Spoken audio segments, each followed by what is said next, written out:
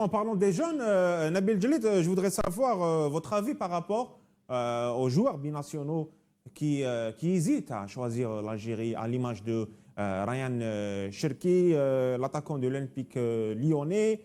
Est-ce qu'il est toujours indécis? Pour ces joueurs-là, de toute façon, il ne faut jamais oublier qu'ils ont une double nationalité et un parcours sportif qui est jusqu'à présent français. Ryan Cherki, il a joué pour l'équipe de France Espoir, tout simplement. Donc sa trajectoire, logiquement, c'est l'équipe de France. Donc en fait, c'est ensuite quand parfois, en fait, des joueurs qui choisissent directement l'Algérie ou les pays africains, c'est rare en fait, parce que c'est des joueurs qui ont grandi ici, qui sont passés par les équipes de jeunes des pays européens. Donc parfois, c'est quand ils sont pas pris par ces équipes-là qui viennent. C'est comme ça. Hein.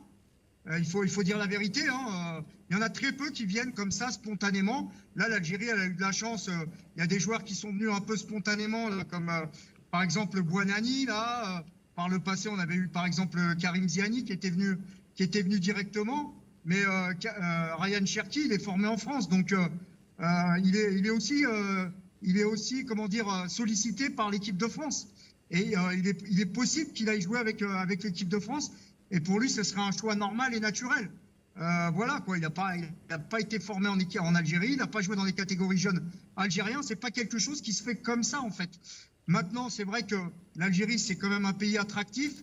Il a la possibilité d'avoir la nationalité algérienne comme d'autres. Il peut effectivement aussi rejoindre l'Algérie. Mais maintenant, le seul qui vraiment... D'après Zine, il sous-entend qu'il y a des pressions avec son club. Le seul joueur qui a eu des pressions réelles, vous le connaissez tous, c'est Nabil Fekir. Nabil Fekir, il voulait jouer pour l'Algérie.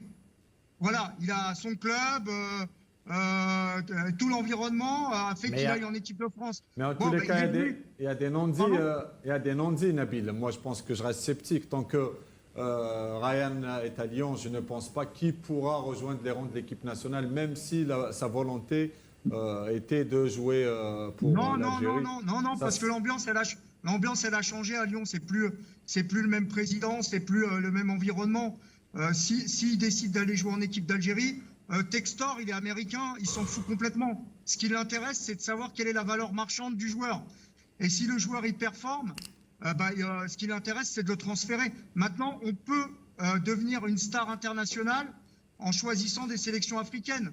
Mané, Mahrez, Mohamed Salah, il y a plein de joueurs aujourd'hui qui sont des joueurs de très haut niveau et qui jouent pour des sélections africaines. C'était plus vrai il y a 10, 15 ou 20 ans, où effectivement, quand tu étais international africain, ta cote, elle était plus basse.